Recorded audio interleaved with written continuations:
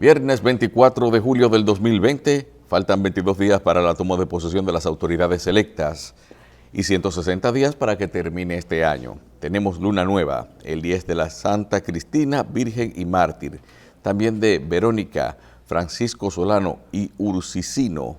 Los santos también Aniceto, Aquilino, Juan Boste, Boris y Gleb. Un día como en 1745, el rey de España ordena a los jesuitas la demolición del colegio Hernando Gorjón debido al deterioro que presentaba su estructura.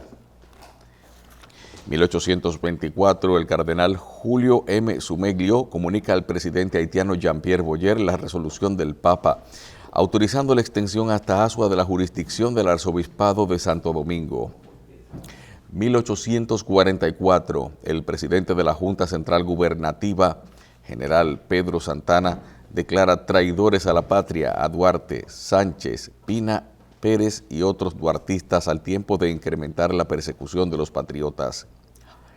1947, el jefe del ejército dominicano, general Fausto Caamaño Morales, le informa a su homólogo cubano, general Genovevo Pérez Damera, que una expedición contra Trujillo se preparaba desde territorio cubano. Por lo que entendía, las autoridades debían tomar medidas pertinentes que evitaran dicha acción. En 1970, el Poder Ejecutivo concede la condecoración de la Orden del Mérito de Duarte, Sánchez y Mella a su eminencia reverendísima Octavio Antonio Veras Rojas, al cumplirse 25 años de su ordenamiento episcopal. En 1216 es consagrado el Papa Honorio III, quien luego autorizó las órdenes de los dominicos y los franciscanos. En el año 1500 nace el rey Carlos I de España, que era a su vez el emperador Carlos V de Alemania. 1582, bula papal Intergravísimas reforma el calendario en el mes de octubre del mismo año. 1828, Simón Bolívar asume el mando supremo y la dictadura por decreto de la Asamblea Nacional. En 1911, Hiram Bingham de Estados Unidos descubre Machu Picchu. 1943, el Gran Consejo Fascista Italiano aprueba la retirada de Mussolini y pide que el poder vuelva a la corona. 1946, se abre en París la Conferencia de la Paz en la que se discuten los tratados con Italia, Rumanía, Bulgaria, Hungría y Finlandia. En 1969, el boxeador estadounidense Mohamed Ali es encarcelado por negarse a enrolarse en el servicio militar y ser enviado a combatir en Vietnam. 1990, Irak envía 30.000 soldados a su frontera con Kuwait. Y en 1983, un día como hoy, murió el dramaturgo Tennessee Williams. Un 24 de julio, años atrás, nacieron el dirigente peledeísta Aristipo Vidal, el médico y diputado del MODA Cristian Paredes Almonte, la locutora Micaela Salcedo Checo, Franklin White, consultor y dirigente político del Partido Verde. Cumpleaños hoy Cristino del Castillo, doctor en Derecho Internacional, productor de espacios televisivos, aquí coproductor de la revista 110. Moisés Aníbal Arbaje Valenzuela, abogado. Y Robert de la Cruz, asistente del presidente Danilo Medina, está de cumpleaños hoy, 24 de julio también. También nació un día como hoy la señora Shakira Angomás. De inmediato vamos a ponernos en contacto con el ingeniero José Israel Cuello, quien nos tiene los análisis de actualidad correspondientes a el día de hoy. Saludos, ingeniero, muy buenos días, ¿cómo está usted? Buenos días, Carlos, buenos días a todos. Vamos a hacer una intervención rápida sobre una de las efemérides que leíste. Es interesante que se conozca. Quienes han tenido acceso a la recopilación de informaciones sobre Cayo Confite, que hacía el Estado Dominicano en esa época, con todos los detalles y todos los elementos. En esa recopilación entera, el tema de Cayo Confite, el nombre de Cayo Confite aparece. Ahí está todo lo que enviaba el embajador allá, que era Héctor Pinchautegui Cabral, el poeta. Y el sitio de Cayo Confite viene a identificar cuando se desmantela Cayo Confite. De manera que esa versión de que Camaño habló con Genoveo Pérez Dámera y le dio unos cuartos para que desarmara aquello no es así. Si uno ve la historia íntima de Cuba en ese momento, la muerte de Emilio Tro, que fue un acontecimiento de mucha trascendencia en La Habana, un encuentro a balazos entre el gangsterismo cubano derivado de la Segunda Guerra Mundial y las fuerzas del orden, vamos a decirlo, o para decirlo de alguna manera. Eso fue narrado por la radio y grabado. El texto completo de ese enfrentamiento en la calle, a balazos, donde murió Tron, murió su mujer en estado, y murieron otros, está en un libro sobre Fidel Castro que publicó un disidente cubano reciente relativamente. Está completo ese texto. La muerte de Emilio Tro descompuso el gangsterismo cubano habanero. Probablemente el único cabecilla de las calles de La Habana en esa época que no estaba en Cayo Confite era Tro. Y a ese grupo pertenecía Fidel Castro en esa época. Pero Fidel estaba en Cayo Confite. Y es por eso que se desmantela Cayo Confite cuando se descompone aquello. Hay que recordar que mucha gente de la élite pensante de la juventud cubana de esa época, medio gangsteril, pero todavía no gangsteril, participó en la Segunda Guerra Mundial. Cuando esos héroes de la Segunda Guerra Mundial fueron desmontados, terminó la guerra, siguió La Habana y la mayoría se convirtieron en gangsters, en bandas. De ahí surgió, por ejemplo, el famoso, todos los cabecillas, Feliciano Maderne, el otro que Fidel mató en Miami, una bomba. Y ese tema es un tema de estudio histórico. Lo que pasa es que los acontecimientos han proporcionado mucho más cosas después de Cayo Confite que no han permitido el estudio a fondo de ese asunto. Sí. No fue tan simple el asunto, fue un problema cubano. Toda esa gente que estaba en Cayo Confite decidió ir al reagrupamiento en La Habana. Y aquello pasó, sencillamente se desmanteló, no hubo un preso, no hubo nada. José, sí. Una cosa. Cayo Confite, ¿quién fue el organizador de esa gesta? Mira, Cayo Confite se organiza como alrededor de la fortuna de Juan Rodríguez. ¿Alrededor? De la fortuna de Juan Rodríguez. Ah, ya. Ok. Cuando Juan Rodríguez, que era senador de la República, se queda en La Habana, el exilio dominicano tiene un aliento, porque es una personalidad política de muchos ejercicios, de mucho tiempo en la política, además un hombre muy poderoso. ¿Y fue 46 o 47? 46. ¿Y por qué aquí aparece como que el jefe del ejército dominicano en el 47 le avisa al jefe del ejército cubano que pare la invasión? Esa es la versión del Trujillo, que dejó correr Trujillo después que se produjo el desmantelamiento. Ese Fausto Camaño es el papá de Francis. Sí, el papá de Francis, que fue a La Habana en una misión política, creo que a la juramentación de Prío Socarrás. ¿Siendo jefe del ejército? Sí. ¿Y él era sanjuanero o casó con una sanjuanera? No, era sanjuanero. ¿Camaño? Bueno, tengo entendido eso. Eso no tiene importancia para acá. Digo, Camaño estaba casada con una de Ño, ¿verdad? Sí. Pero mira qué interesante. Cuba Camaño, relacionado en dos épocas distintas, ¿eh? Sí. Y totalmente diferente la cosa. José, tenemos varios temas interesantes hoy. Uno es que ayer se cumplió el enfermo número 1000. Yo no sé si dan premio a ese muerto, pero ayer normalmente cuando se llega a 1000 se da un premio, un reconocimiento. Sí, siempre. En este caso debieron darle una caja mejorcita. ¿Qué es lo que dice? Que debieron darle una mejor caja. Una mejor caja como premio, ¿verdad? Sí, Ay, Dios. más cómoda. Un trofeo. O almohadita y todo. Ah, ya. Mira, ¿cómo van las designaciones a juicio tuyo? ¿Van bien las cosas? Fíjate que ahora, organizando la información, me doy cuenta que la muchacha que designaron en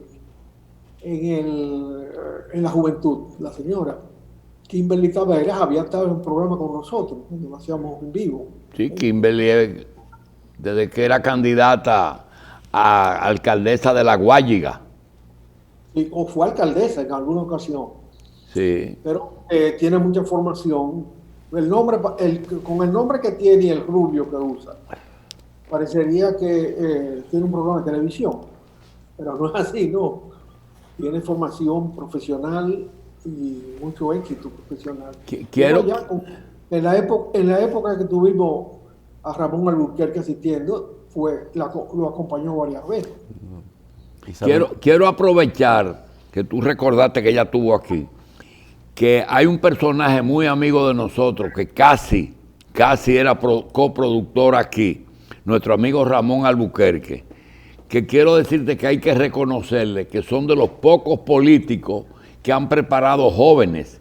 Paliza y Kimberly políticamente son hijos de la mano de Ramón Albuquerque. Probablemente otros más, porque esa es una tarea que se asume en los partidos políticos por vocación. De manera que aparecerán otros más. Habrá que ver dónde va Ramón en esta oportunidad, porque él es de los hombres de esa formación política. Y es un hombre de mucha formación. Que ha tenido responsabilidades grandes en otras oportunidades. Y el caso de turismo, José, hubo ahí la necesidad de que el presidente electo se constituyera en jefe del grupo porque había dos tendencias. Una tendencia era Punta Cana y otra tendencia era Vicini. Terminó Vicini con el ministerio. Pero independientemente de que sea Vicini, él ha sido un funcionario responsable. Él hizo una sindicatura como hace tiempo merecía el pedazo del Distrito Nacional que le tocó. Hacía rato que ahí no había un síndico que trabajara honestamente, responsablemente y que se cogiera eso en serio. De manera que sus méritos lo tiene. Pero yo no le estoy quitando mérito. Yo lo que estoy diciendo es, podemos hablar de eso. Yo creo que el éxito de David Collado fue que hizo una buena alianza público-privada con Juan, y te voy a decir que parte de la administración del ayuntamiento se la cedió Juan y le asesoró, porque ningún político aquí se busca un empresario serio o un empresario para que lo ayude, no lo quieren ni cerca para poder hacer sus tropelías. Pero yo digo que fue una acción conjunta y no fue un secreto. Ellos hicieron su campaña. Tú tienes las fotos ahí de Juan con él haciendo campaña pública. Yo creo que eso no fue malo. Ahora, yo digo que hay unos proyectos pendientes como Sanssouci y otras cosas que hay que terminarlas, y con un ministro adverso no se iba a poder realizar. Mira, no creo que ningún ministro adverso pare un proyecto de Vicini. Ningún ministro tiene tanto poder como tienen esa gente. Si ellos no han echado para adelante ese proyecto, fue porque se dieron cuenta que hubo precipitaciones. Mira, yo no. Y que no le ha convenido seguirlo echando. Eso no lo para nadie. Cuando esa gente deciden hacer una cosa, la hacen. Y es bueno que hayan construido un funcionario público con sentido de responsabilidad, porque eso es un bien en general para el país. Yo creo que colocar a ese señor en turismo es un reconocimiento a su trabajo en el ayuntamiento, que es lo que debe verse fundamentalmente en la evaluación de un funcionario público, cómo lo hizo en tal sitio. ¿Quién lo soporta? Bueno, todo el mundo tiene algún soporte. En política nadie anda solo con uno. De manera que si él quiso desarrollar su carrera dando ese paso, él pudo ser precandidato presidencial por el PRM. No se decidió a eso. No se decidió a continuar en el ayuntamiento. Con lo que hizo bien. Además le dio paso a una posibilidad, ya como un ejemplo de una persona que tiene muchos elementos para hacer una carrera política exitosa. No como hija de Hipólito, sino por sí misma. De manera que ese es un buen nombramiento. El de Obras Públicas es un nombramiento muy político porque el que nombraron, hijo de un amigo nuestro de mucho tiempo y PRDista de padre y madre en origen, tiene muchos méritos políticos, pero no sé si tiene, lo digo de verdad, si tiene experiencia administrativa para ese paquete de responsabilidades que se le asignen en obras públicas, donde se van a concentrar todas las funciones que obras públicas debe tener. Porque la disolución de OISOE no es que no se va a hacer lo que hace OISOE, sino que lo va a hacer obras públicas, que es donde corresponde que suelte. Hay que decir que no es la primera vez que el PRD llega al poder y disuelve OISOE o su parentela. Debe recordarse que la predecesora, que la dirigía Bebecito Martínez, fue desmantelada en 1978 cuando don Antonio llegó al poder. Recuerdo haber visto más de una vez en los pasillos de obras públicas los archivos de esa entidad en disolución en el medio ambiente. Nunca se organizaron esos archivos, nunca se tomó eso en serio, simplemente se quedó ahí. Cuando Balaguer volvió al poder, ya con más razón que antes, porque estaba totalmente ciego en el 86, volvió a montar a Bebecito en Palacio, o ahí en las cercanías de Palacio, y ahí se consolidó, lo hizo y después ningún gobierno lo tocó. Creo que el nuevo presidente ha tomado una medida importante y orienta hacia una consolidación de las responsabilidades en el gobierno y hacia a una actitud clara de recoger tanto disparate y tanta diseminación de las responsabilidades administrativas del Estado, que han terminado en cosas absurdas como INESPRE. INESPRE no sirve para nada. Ahora mismo hubo una situación de crisis en la distribución de los productos, en que mientras nadie conseguía productos en la capital, los productores no tenían a quién vender la producción. Si había algo para que INESPRE podía servir era eso. Pero ahí al frente de eso está todavía un general retirado que se comportó bien con el poder PLDista y al cual se le dio esa sinecura. Y sencillamente tiene empleados ahí que le mantienen el partidito vivo. Eso no puede ser. Bien, cuesta un enorme dinero, hay una enorme inversión. Hay que recordar que Balaguer hizo muchísimos silos, tanques de cemento para almacenamiento de excedentes bíblicos. Balaguer tenía conceptos muy bíblicos del poder, para la abundancia que nunca se ha producido, y eso nunca se ha usado. Nunca se han utilizado esos silos de INESPRE, que están regados por todo el país. El único mérito que tienen los silos de INESPRE es que hubo toda una generación de ingenieros que aprendieron a hacer esos vaciados, que son muy particulares y que se hicieron en primera instancia en Molinos Dominicanos, donde sí se utilizan esos tanques de almacenamiento. De manera que hay que ver si esa actitud se continúa y se consolida y se establece como un método eliminar las duplicaciones.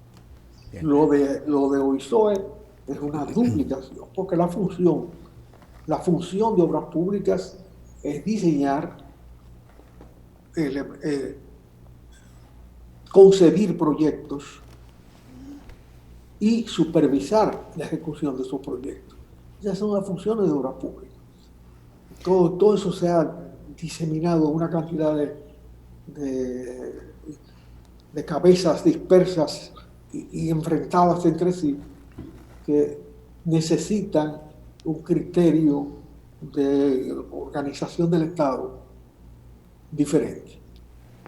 Y eso es bueno que se vaya en ese camino. Bien, ingeniero, también quisiéramos su opinión con respecto a la decisión de pasar lo que queda del CEA a bienes nacionales. Eso me parece un poco precipitado. Hoy vi temprano esa información. Y bienes nacionales es males nacionales. Habrá que ver a quién van a poner ahí.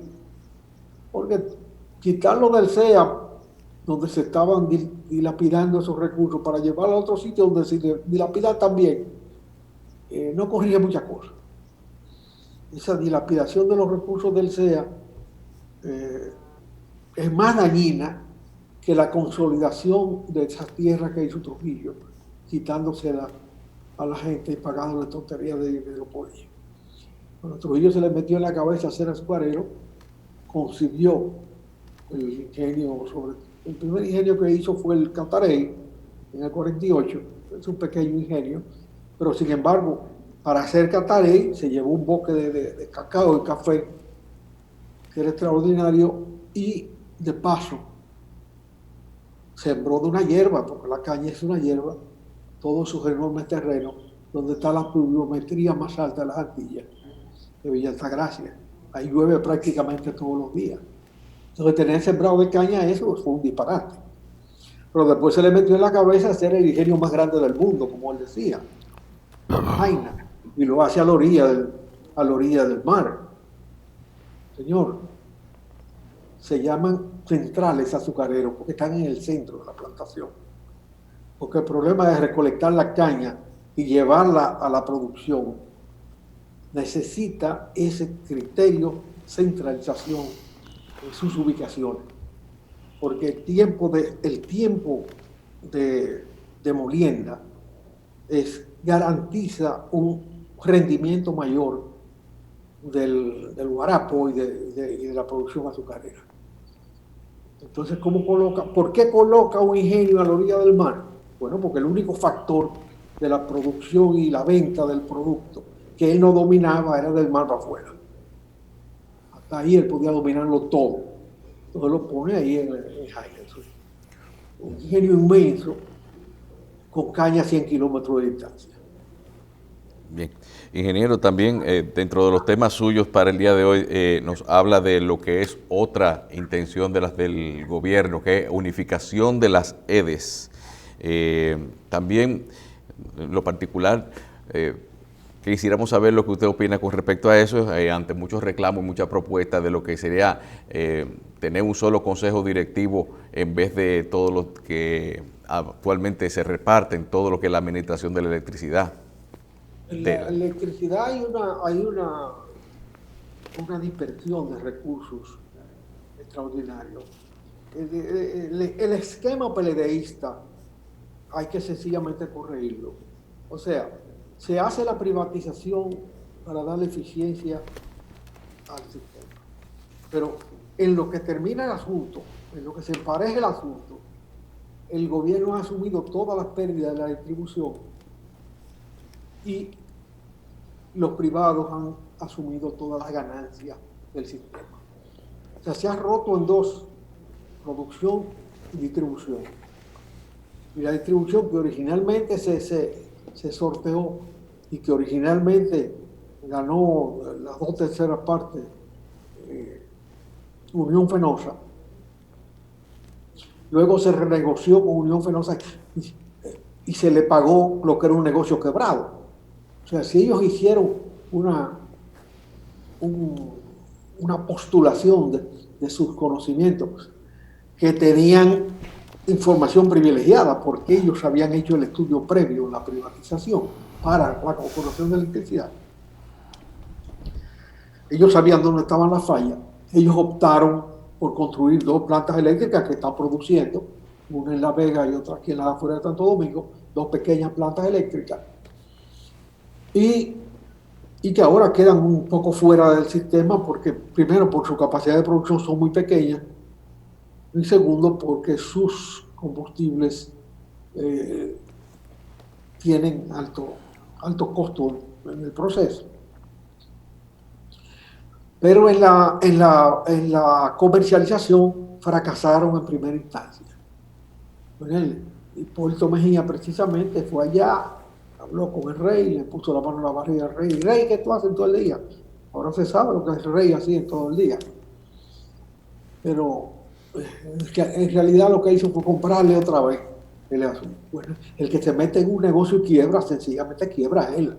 ¿Por qué tenía el Estado Dominicano que pagar eso? Si usted quebró, le fue mal, usted se va, sencillamente entregue. Bueno, se hizo así y el Estado tiene toda la comercialización. En consecuencia, durante los gobiernos PRDistas, como hemos dicho más de una vez, 4.000 millones de dólares PLDistas, 4.000 millones de dólares ha sido transferido al sistema eléctrico. Y puede decirse, bueno, que el Estado está ganando, porque en algunas empresas, en las originales, tiene el 50%, particularmente en los 2 sistemas de Jaina, Itabo y el conjunto de Itabo, que era de carbón, y el conjunto de Jaina, que era de gasoil, o de Bunker C.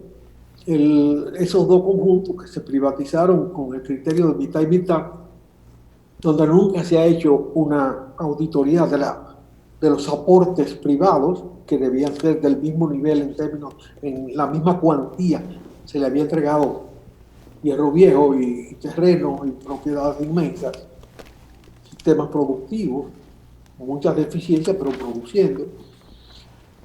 El equivalente de eso eran 800 millones de dólares maquinaria, dijo en un programa nuestro, don Antonio Almonte, que ahora va a ser evidentemente la cabeza de todo el sistema eléctrico, porque la ley establece que el Ministerio de Energía y Minas, en primer lugar, Energía y Minas, es el responsable de la participación del Estado en todo el sistema eléctrico y a la vez supervisor. De manera que ahí va a haber una recomposición grande que hace desaparecer la llamada Corporación Dominicana de Empresas Eléctricas Estatales, porque el esquema de la privatización la hacía desaparecer. Se ha mantenido flotando ahí y costando muchísimo dinero, de manera que ahí va a haber un estremecimiento, si se cumple un plan completo de racionalización del proceso administrativo de ese enorme conjunto que merece ser manejado con mayor responsabilidad. ¿Cómo tú calificarías el sistema ahora mismo? Nosotros tenemos la energía privatizada, estatizada, mixta y de pasar Catalina a un sector privado. Sería privatizar más, realmente generación es privada, pero se la vende al Estado. Comercialización es estatal, pero factura lo que genera el sector privado. Hay tendencia a que todo el sector eléctrico sea privado, regulado por el Estado. Entonces, esa energía y minas se quitaría muchísimas cosas, porque de hecho, energía y minas, José, tú sabes que hasta regula los rayos X de las clínicas, hasta eso, las minas de caliza, el ámbar, es decir, es muy complicado. ¿El sistema aquí es privado o es estatal? No, la producción energética, salvo Punta Catalina, que fue un atrevimiento del Estado que penetra otra vez inversión en el sistema eléctrico, Salvo eso, el resto es privado.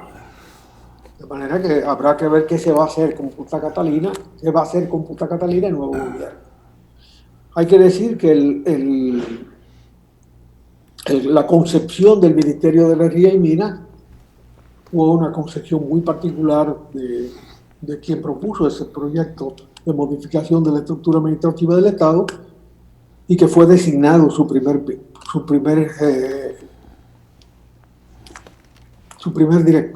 ministro, vamos a decir, el primero que ejerció el ministerio ahí, como consecuencia de una alianza política y de un criterio de esa tendencia política. Cuando se rompió esa alianza política, pues la cosa quedó como medio en banda. Sí, sí, pero José, Hipólito le compró a Fenosa, ahora vuelven las sedes. En lo que metemos preso a Leonel y a Danilo, uno por no haber hecho un kilo y cobrar por no hacerlo, en combinación con los generadores, y el otro por disque cobrarle un exceso de 500 millones a Odebrecht. En lo que hacemos eso, ¿qué debemos hacer? Como tú has dicho, bueno, lo que está ahí hay que usarlo, pero ¿lo debe usar el Estado o el sector privado? Mira, vender por necesidad es vender barato. Eso es una regla de juego. Usted vende cuando tenga un precio alto. ¿Cuándo? Cuando tenga la posibilidad de recuperar una gran suma. Pero era un buen chance para recuperar 3.000 millones. Y le van a dar 3.000 millones en este momento por eso. Pero ¿cómo que no? Tú le vendes eso a Corripio y a Vicini, que se ocupen del sector eléctrico y que busquen 3.000 millones por ahí y le meten una transfusión al país muy buena en este momento. Nadie puede asegurar que se va a dar 3.000 millones por eso, porque hay un debate abierto sobre cuánto cuesta eso. Eso es lo primero. Evaluar cuánto cuesta, cuánto vale hoy eso. Hay factores que lo hacen crecer en el valor, porque tiene ya un contrato de generación. Eso es lo más valioso que puede tener. Pero si te lo pongo en 2.000 también es mucho, ¿eh? ¿Cómo? Si te lo pongo en 2.000 millones también es mucho dinero, ¿eh? Pero ¿cuánto costó? Se van a perder 1.000 millones de dólares. Tú vas a aceptar perder 1.000 millones de dólares cuando puedes producirlo. Hay que pensar algún día que el producto estatal no es simplemente para regalarlo después. ¿Qué hay que hacer, José? Como se regaló Itabo y se regaló Jaime. ¿Pero qué hay que hacer? Que es muy bueno, yo te le traigo y tú la pones a trabajar con ella misma. Así es muy bueno. Mira, al gobierno se va con un criterio. Lo que estamos fuera del gobierno podemos opinar sobre las medidas que toma el gobierno. Entonces, eso tiene que tener una cierta coherencia. Hasta ahora se ha sido coherente en la exposición, pero no se tiene el gobierno en la mano todavía. En esta semana hubo un artículo interesante de Espinal que merece comentario porque de alguna manera nosotros habíamos tratado el tema de el PRD en el gobierno y este es un enfoque que trabaja el mismo tema con otros criterios que debemos ver. En primer lugar, el primer gobierno PRDista fue el de Juan Bosch y el único de Juan Bosch. Pero ese gobierno surge, se gana las elecciones después de un debate sumamente interesante que tuvo el candidato Juan Bosch con Láutico García, en que se decidieron las elecciones. Y el tema era alrededor de un artículo de Juan Bosch publicado en Caracas, donde decía que Fidel Castro no iba a durar mucho en el poder. Esa es la primera falla del artículo. Porque era un agitador permanente de la política. y un desestabilizador de la política. Que gobernar es saber permanecer en el poder. Y que Lenin en ese sentido fue un buen gobernante, porque supo permanecer en el poder. No juzgaba qué había hecho Lenin, sino que había sabido gobernar, había sabido permanecer en el poder. Bueno, el primero que no supo permanecer en el poder fue Juan Bosch. Y aunque uno no comparte el criterio de que saber gobernar es saber permanecer en el poder, hay que decir que permanecer en el poder es parte de estar gobernando, porque fuera del poder no se gobierna, se puede orientar, pero no gobernar. De manera que Juan Bosch no supo gobernar. Ese fue el primer PRDista que subió al poder, por lo menos conocido. Bien. Y así estuvimos viendo que cada gobernante PRDista tenía unas debilidades que hacían un conjunto inestable. Porque don Antonio termina pegándose un balazo cuando podía entregar el poder pacíficamente, sin embargo prefiere salir del juego de la manera más dramática posible. Salvador después se dejó humillar y fue humillado por Balaguer de una manera penosa y triste. No tuvo la gallardía de defender su gestión gubernamental con integridad, terminó hasta vestido de muchacha. Y así por el estilo, los gobernadores de Hipólito, bueno, sobre parte de las grandes tragedias administrativas del país, porque eso sí es no saber gobernar. Armar una garata con sus propios seguidores, terminar con una crisis bancaria que todo el mundo sabía que estaba alarmada. Cuando él subió al poder sabía que jugaba con él. El que sube al poder sabe con quién va. Sabe que hay ladrones, que hay traficantes de drogas, que hay generales ladrones. Todo eso existe. Si usted aspira al poder, tiene que saber que trabaja con eso. Y tiene que tener cuidado cuando se... Bien, José. Él tiene que departir con ese tipo de personas. De manera que sí es cierto que Salvador Rubén Blanco, cuando tuvo que hacer el ajuste de las finanzas públicas y del valor de la moneda, que venía arrastrando una devaluación no reconocida, no entendió que eso podía dar lugar a lo que le llamaron una poblada. Le llamó Juan Bosch una poblada, porque de un día para otro los precios variaron de una manera abrupta. Sin embargo, nunca ha podido reivindicar el PRD y sus sucesores que con esa reforma económica y financiera se pudieron florecer dos leyes que estaban vigentes desde hace rato, pero que no habían dado resultado: la de zona franca y la de turismo, que hoy sustentan en gran medida la economía dominicana. Fíjate que no es problema de no reconocerle los logros a los PRDistas, sino de hacer entender que esos logros se produjeron, pero que los gobernantes no se enteraron de eso o no fueron capaces de defender eso como sus ejecutorias. Vamos a ver si ahora, con una cabeza más fría, después de muchos años fuera del poder, donde se habrán hecho evaluaciones importantes, el PRD, con otro nombre, gobierna de manera más estable y con más conciencia de su responsabilidad. José, otro tema. ¿Tú crees que el rey Felipe VI, hijo de Carlos I, puede salvar la monarquía o ya la monarquía española es insalvable? Mira, la monarquía española hace tiempo que vacila un poco. No es de mentira que dos intentos republicanos de alguna manera invalidaron la monarquía.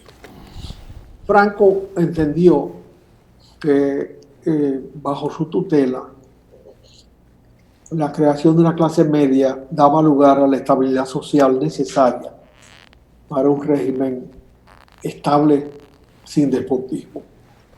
Yo he citado varias veces la memoria de Vernon Walters, un personaje de gran trascendencia en la política norteamericana, cuyo último cargo, fue jefe de la CIA incluso, cuyo último cargo fue embajador en Berlín en el momento, embajador en Alemania, en Bonn, en el momento que se produjo la unidad alemana y se cayó el muro. De manera que era un hombre que sabía estar en todas partes. Su primera participación en la vida política norteamericana fue como traductor de la delegación norteamericana en la conferencia de Río, en el 48. Después que ahí se aprobó el Tratado de Asistencia Recíproca que le entregó a los Estados Unidos la tutela militar de toda América Latina, ya constituida en Naciones Unidas. En Bogotá, en aquella reunión también de la OEA, donde estuvo Fidel Castro y donde estalló el Bogotazo, murió Gaitán. Ahí estaba Vernon Walters.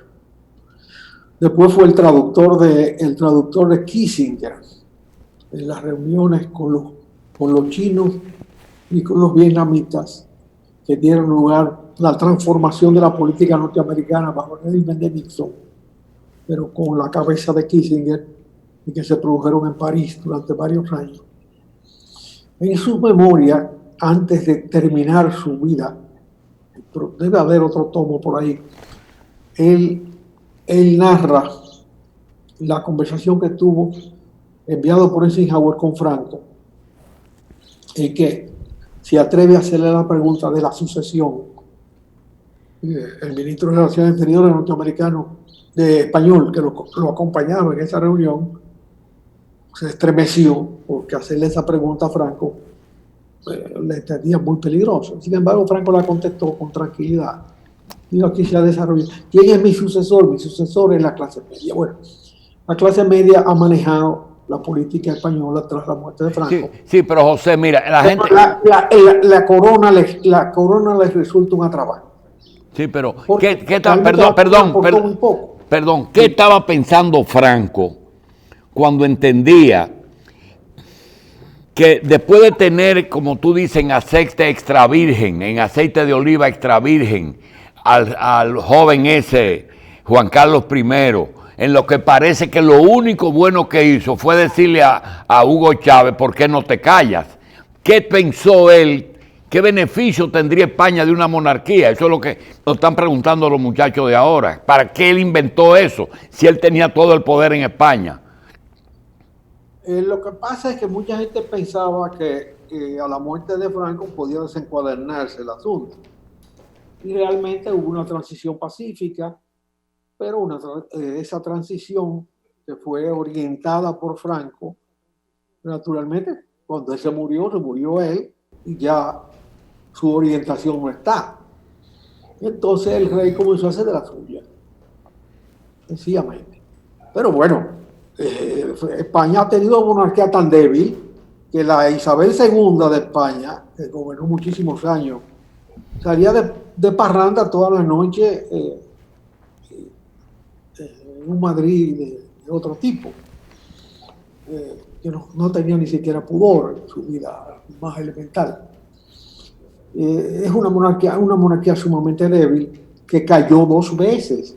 O sea, hubo dos espasmos republicanos españoles que algunos entienden, y yo creo que con mucha razón, que la sociedad española tiene una madurez suficiente para prescindir de esa tontería que es el régimen monárquico. Bien. Fíjate con la discreción con que se manejan los ingleses, lo que les permite una estabilidad al régimen monárquico. Pero en España es ya un escándalo. A este señor ya le han aparecido 3 expedientes, uno de $65 millones que le regaló a un amante.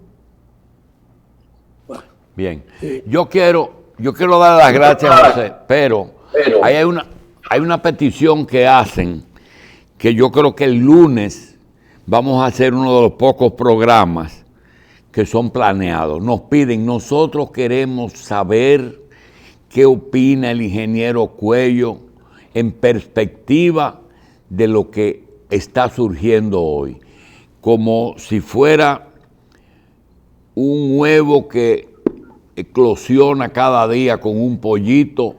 El presidente electo comienza a dar por parte su gabinete, pero también comienza a decir cosas que no había dicho en la campaña.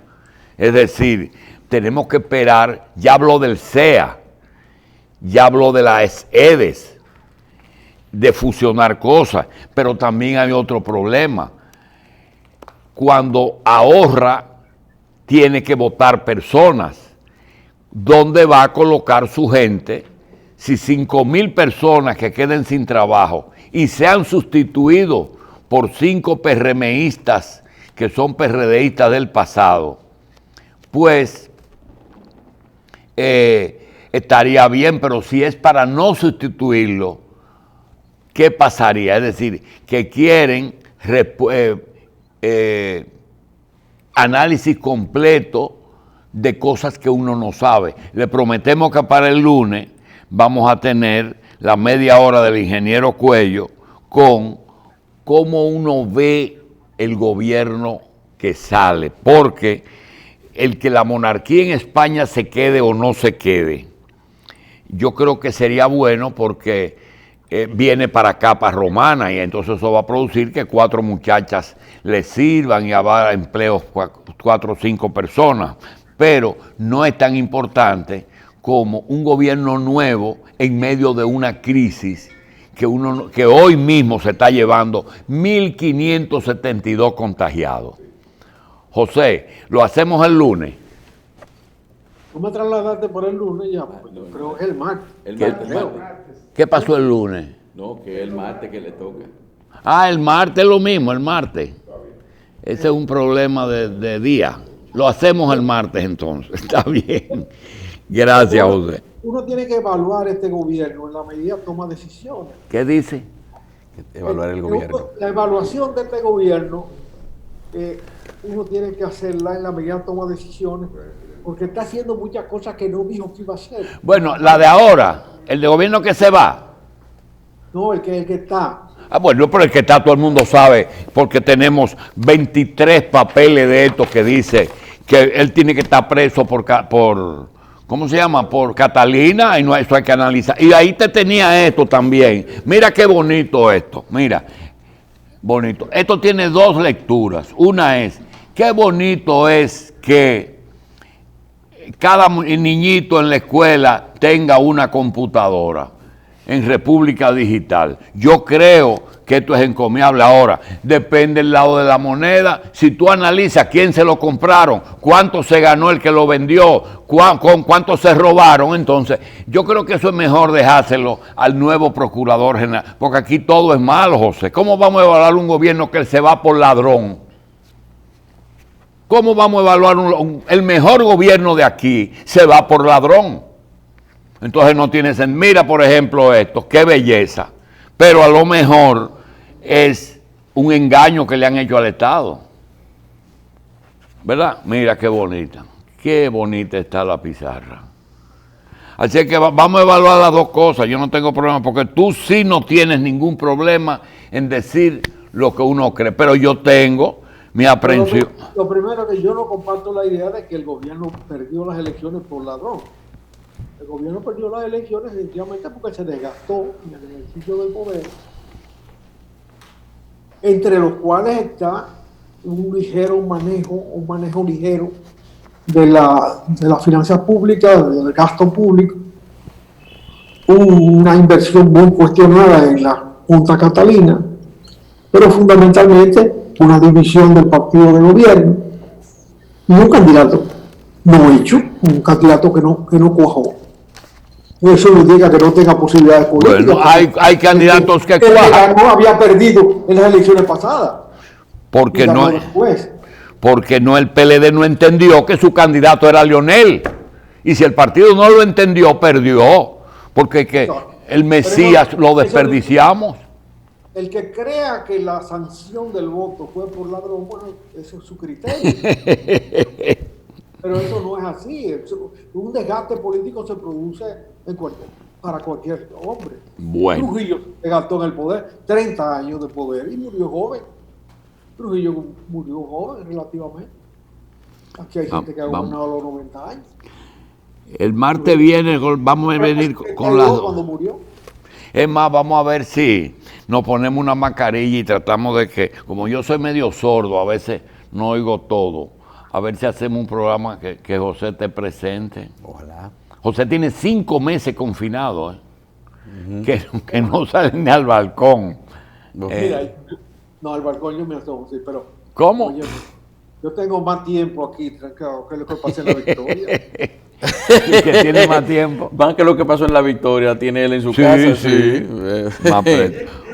Sí. Ahora, y salir al balcón es un riesgo. Con muchos detalles, pero me cogieron preso un 21 de enero y el 5 de mayo yo estaba en el despacho de Trujillo aguantándole un boche, ya suelto. Con tu boche, ¿verdad? Sí. Mire, ingeniero, también asomarse al balcón hay que tomar en cuenta de que el que está arriba, si tiene gente que ve más arriba, debe estar sano también, porque si estornudan arriba, el de abajo tiene problemas también. No, el estornudo no se produce para abajo, se produce horizontal. Bien, nos vemos el martes. Señor, una pausa.